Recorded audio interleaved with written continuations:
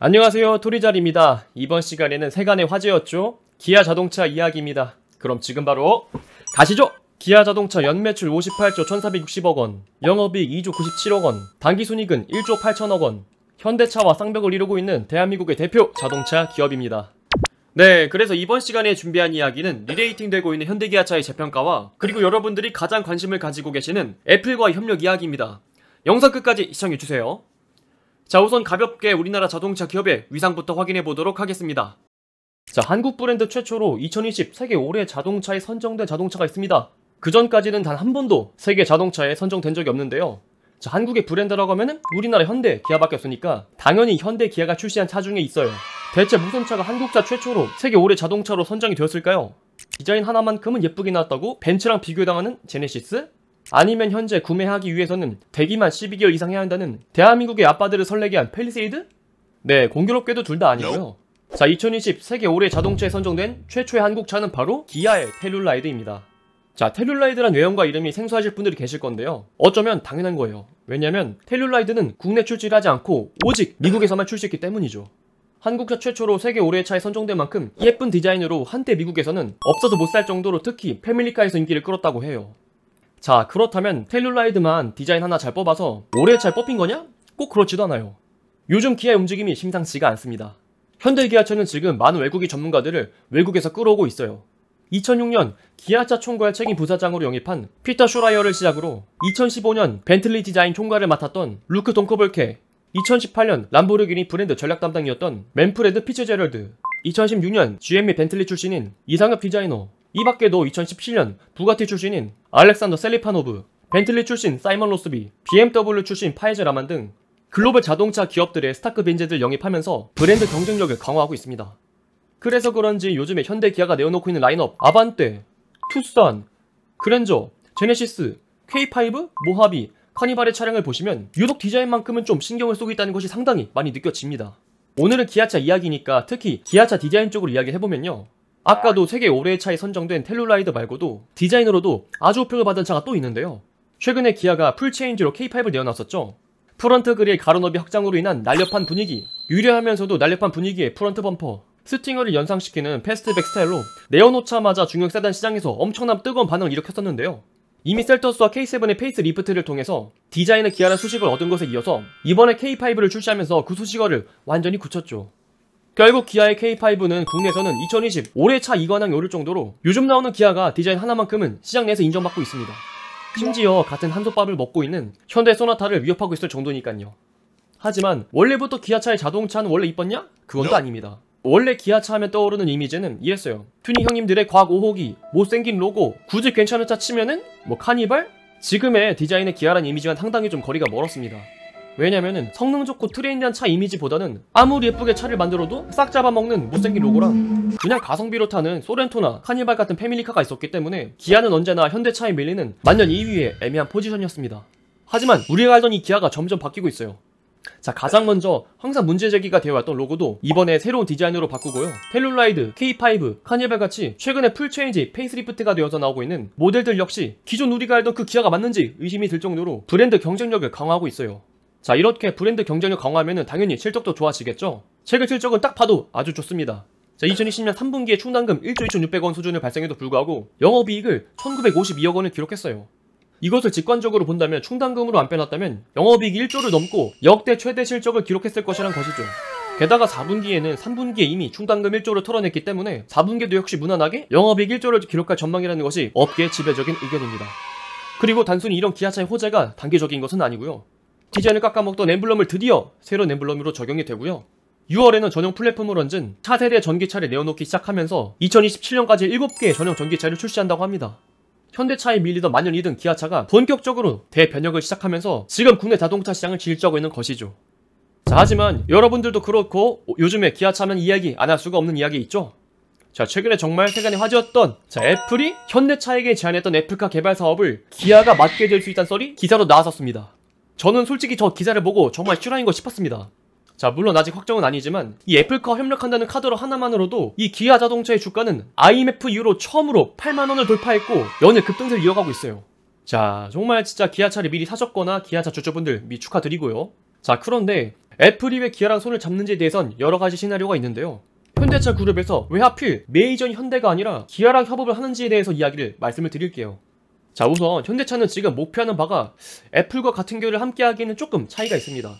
이전에 현대차 영상에서도 제가 말씀을 드렸던 것처럼 현대차는 스마트 모빌리티 솔루션 기업을 공표한 만큼 자체적으로 모빌리티 솔루션의 인프라를 구축을 하고 PAV, 자율주행차 서비스 비즈니스 모델을 개발해 주로 B2C 사업을 주도할 가능성이 매우 높습니다.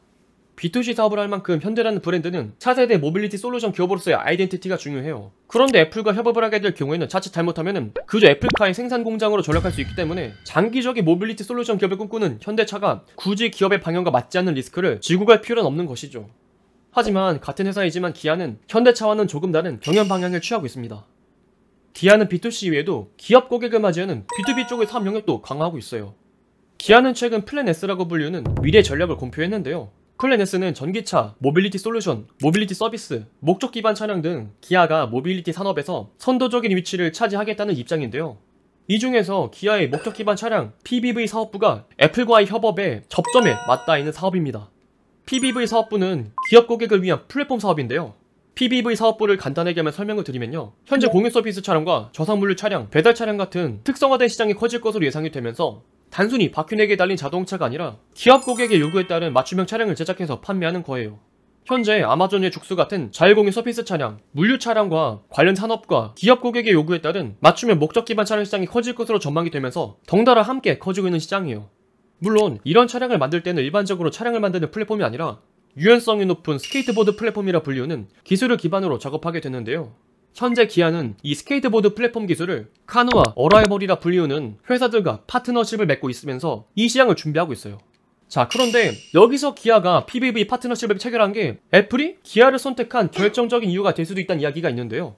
이 스케이트보드 플랫폼을 보유하고 있는 카누라는 회사가 원래는 애플이 2020년 작년 초에 한번 전기차 개발을 논의했다는 회사이란 것입니다. 애플이 카누의 스케이트보드 플랫폼 기술을 매력적으로 받고 애플카 출시를 위해서 카누를 투자 혹은 인수 등을 검토할 정도로 상당히 적극적으로 협업 제안을 진행했다고 해요. 하지만 당시에는 양사가 뜻이 안 맞아서 협상은 결렬이 되었고요. 그런데 현재 우리의 기아는 카누와 파트너십을 맺고 있잖아요. 자, 그렇다면 애플의 관점에서 볼 때는 한번 엎어졌었던 카누가 기아랑 파트너십을 맺고 있네? 자, 그러면 기아랑 협약을 맺으면 카누의 기술도 콜라보가 가능하네? 자, 뭐 이런 생각으로 기아랑 파트너십을 제안했다는 것이죠. 자, 현재도 기아는 미국 조지아에 공장을 두고 있기 때문에 이런 PBV 사업을 미국 내 조지아 공장을 거점으로 충분히 개발에 착수할 수 있는 환경을 가지고 있고, 최근에는 현대차의 자동차 시트 및 미션을 공급하는 현대 트랜시스가 조지아 공장 건설에 뜬금없이 신규 투자로 약 3천억 원을 투자하면서 이런 현대 트랜시스의 조지아 투자가 애플카를 염두한 것은 아닌가, 이런 썰이 지금 난무하고 있습니다. 기아도 디바이스 공급자로서의 사업도 추진하고 있는 만큼 애플과 같은 빅테크 기업과 협업을 진행하며 자체 브랜드 구축보다는 기업들 요청에 따라 디바이스를 제공하는 PBV에 더 집중할 수 있다는 가능성을 볼 수 있는 것이죠. 자, 그럼 여기까지가 말씀을 드린 것이 이제 기아와 차와 애플의 협력을 행복회로 돌려보는 관점으로 바라본 것이고요. 하지만 결론적으로 이 이야기를 다 들으시면서 여러분들도 느끼시겠지만 살짝 좀 너무 끼워 맞추기가 아닌가라는 생각이 들어요. 이런 기아와 차와 애플 협력에 대한 반대 입장도 있는데요. 왜냐하면 다들 아시다시피 애플이란 회사는 협력사의 관계에서 보안에 상당히 예민하다는 것은 이미 알고 계실 겁니다. 협력업체에서는 애플을 애플이라 부르지도 않고 특정 제품의 설계도 및 도면 역시 공개하지 않는 것으로 유명해요. 그리고 이런 보안협정 위반 시에는 엄청난 위약금을 청구하는 내용을 계약서에 포함시키는 것으로도 유명합니다. 자, 그만큼 보안이 깐깐한 애플인데 이에 대해서 기아와 협력을 제안했다는 이야기가 서울 사는 1000만 시민 중에 한 명인 그냥 평범한 소시민인 제가 할 정도라면은 과연 애플이 가만히 있을까? 란 이런 생각이 들고요. 그리고 정작 이 엄청난 애플과 기아차 협력의 당사자인 기아도 기아 입장은 지금 애플과 개발과 관련해서 사실무근이라는 입장입니다. 네, 물론 여기서 야 토리자라 비밀이니까 당연히 그렇게밖에 얘기 못하지 라고 이야기하실 수도 있는데, 그건 정말로 행복회를 풀로 돌려서 긍정적인 면만 바라봤을 때가 그렇게 생각할 수 있을 것 같고요. 그리고 만약에 정말 그것이 사실이었다면은 기아차에서 당장 그 기사 내리라고 하지 않았을까, 조치를 하지 않았을까라는 생각이 듭니다. 게다가 26일 어제에는 기아차는 투자주의 종목으로 지정될 정도로 이런 음모론 외에 지금 투자자분들의 이성적인 판단이 정말 중요한 시점입니다. 그리고 이런 플랫폼 관련해서도 말고 애플과 관련해서 기사는 지금 수도 없이 쏟아지고 있습니다. 뭐 자율주행 칩은 TSMC가 맡을 것이니, 뭐 그리고 인포테인먼트는 삼성화만이 맡을 것이니 하면서 이런 주가 요동칠 만한 내용들이 계속해서 나오고 있어요. 그런데 이게 결론적으로 봤을 때는 정말 이게 사실이면 애플이 그걸 정말 가만히 놔둘까 싶고, 그리고 이런 기사들이 지금 전 국민이 다 알 정보라면은 소수의 정확한 정보보다는 엇나갈 확률이 좀 더 높지 않을까라는 생각이 듭니다. 물론 이거 정말 제 단순하고 짧기로 짧은 제 개인적인 의견이니까요. 뭐 한 귀로 듣고 한 귀로 올리시면 되겠습니다. 현재에도 애플과 현대차 그룹의 협력 가능성 외에도 마이크로소프트가 GM과 자율주행 차량 개발에 대규모 투자 계획 발표하는 등 기존 자동차 업체와 신규 진입업체와의 전기차 자율주행차 공동 개발이 확대되고 있는 만큼 애플의 기아차와의 콜라보레이션이 전혀 말도 안 되는 이야기는 아닙니다. 그리고 이런 애플과 호재 이외에서도 현재 전기차 헤게모니를 쥔 테슬라에 대항하는 반테슬라 연합이 결성되는 과정에서 현대차 그룹의 가치 재평가가 지속되면서 현대차 그룹이 전기차 생산 기지를 넘어서 독자적인 모빌리티 서비스 사업을 할 가능성이 높다고 전망이 되고 있어요. 아까 말씀드린 것처럼 이런 애플카 이슈 말고도 현재 현대, 기아자동차가 미래 모빌리티 시장이 본격화가 되고 있는 만큼 새로 모빌리티 패러다임 시대에서 앞으로 잘 헤쳐나갈 것이라 믿습니다. 애플과 기아의 협업이 정말 될지 모르겠지만 단순한 썰과 카더라가 아니라 기아의 진정한 가치가 세계로 뻗어나길 바라겠습니다. 오늘 이 영상은 여기까지입니다. 영상의 내용이 좋았다면 구독과 좋아요 한 번씩 부탁드리도록 하겠습니다. 그리고 전 여러분들의 모든 댓글을 달고 있습니다. 원하시는 기업과 산업 말씀해 주시면 매주 2편씩 분석해서 올려드리겠습니다. 그럼 저는 또 다음에 좋은 영상으로 찾아뵙도록 하겠습니다. 존경하는 구독자 여러분, 다음에 또 만나요. 안녕!